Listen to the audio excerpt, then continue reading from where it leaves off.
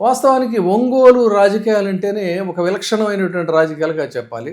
అంటే ఆనాటి అవిభాజ్య ఆంధ్రప్రదేశ్లో కానీ, ప్రస్తుతం ఉన్నటువంటి దీంట్లో కానీ, అక్కడ ఎప్పుడూ కూడా గెలుపోటములు అనేటువంటివి, అంటే ఒంగోలు అనగానే మనకు ఒంగోలు గిత్తలు అని వస్తాయి.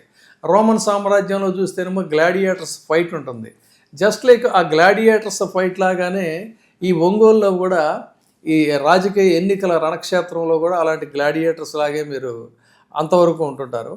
అయితే ఇటీవల కాలంలో మీరు అంటే దాదాపు 2 సంవత్సరాలు అవుతున్నట్టుంది జనసేనలో చేరిన తర్వాత.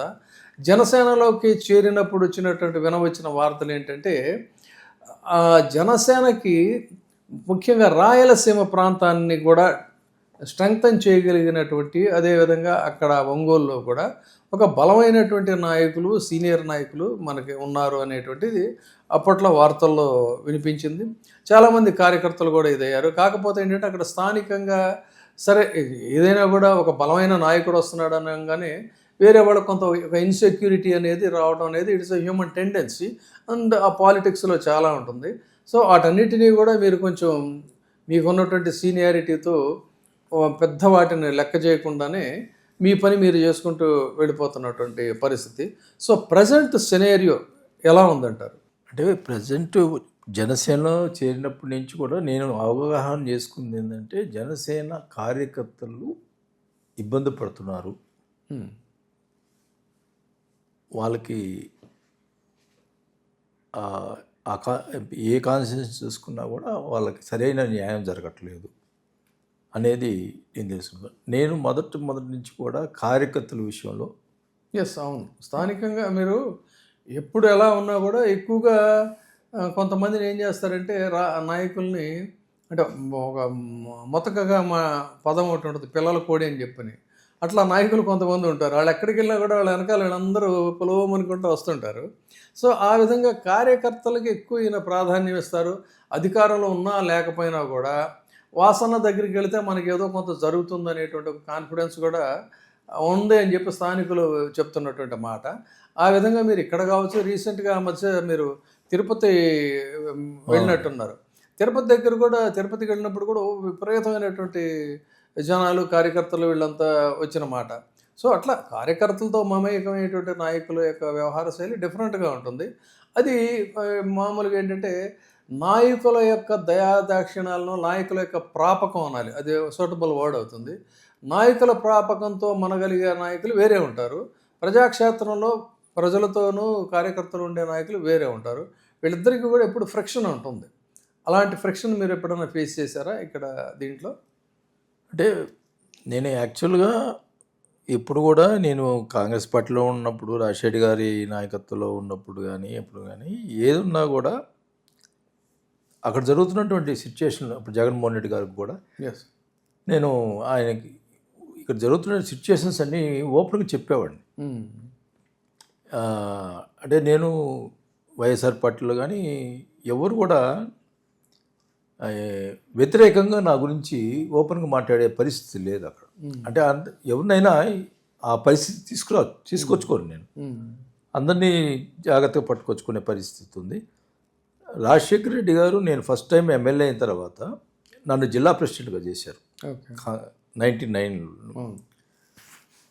చేసి ఆ రోజు నాకు ఇచ్చిన సజెషన్, నువ్వు జిల్లా అంతా తిరిగి బాగా మంచి అండర్స్టాండింగ్ తోటి కావాలి అని చెప్పి చాలా నాకు ఇతరులాగా చెప్పారు ఆయన జిల్లా ప్రెసిడెంట్. ఆయన ఏం చెప్తే అది పాటించాను. అందువల్ల ఈరోజు నాకు జిల్లాలో నేను ఏ పార్టీలో ఉన్నా, అంటే నేను ఎక్కువ పార్టీలు ఇప్పుడు మారినది కాదు, మననే మారినాను. నేను ఎక్కడున్నా కూడా నేను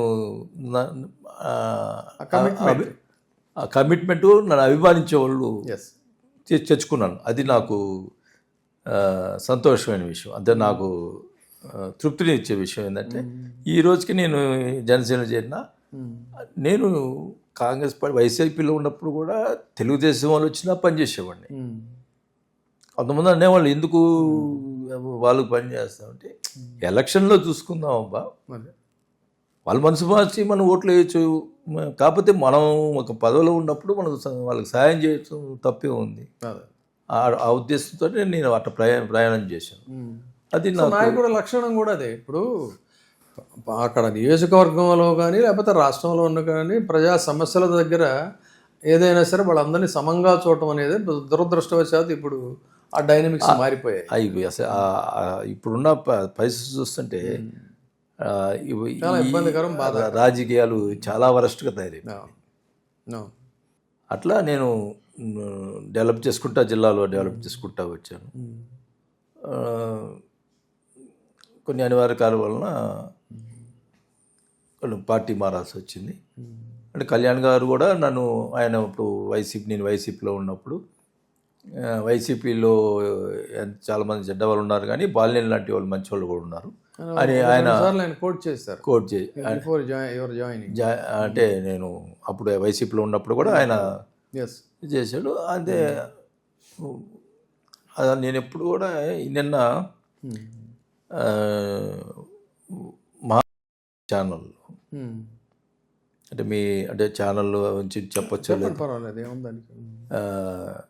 ఛానల్లో నిన్న జనసేన మీద కేసులు పెట్టారు, తెలుగుదేశం మీద కేసులు పెట్టారు అని నేను నిన్న ఒక నన్ను టార్గెట్ చేస్తూ మాట్లాడాడు. ఆ విషయంలో నేను ఒకటే అడుగుతున్నా,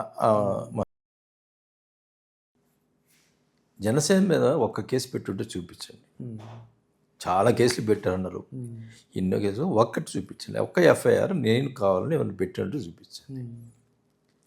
కళ్యాణ్ గారు అంటే మా అనుచులు ఎవరో ఒక మిస్బిహేవ్ చేశారనో ఏదో సంథింగ్ జరిగితే ఆమె అనుకోకుండా నన్ను గురించి ఏదో మాట్లాడితే నేను అది కేసు ఒకటి ఫైల్ చేసిన.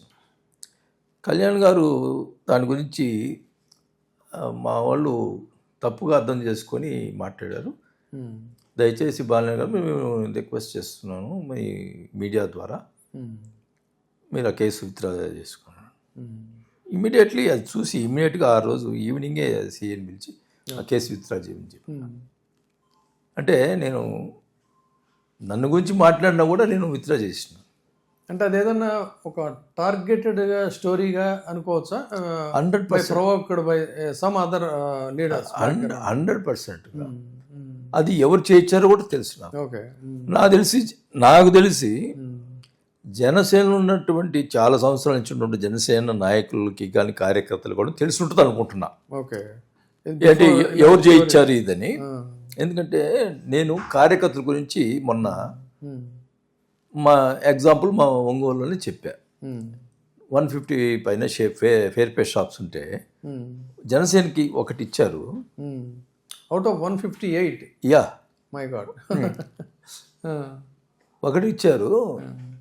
ఇది ఓట్లు ఏమన్నా వేయించుకున్నారు, న్యాయంగా ఉండాలి కదా దేనికైనా అని చెప్పి మాట్లాడాను.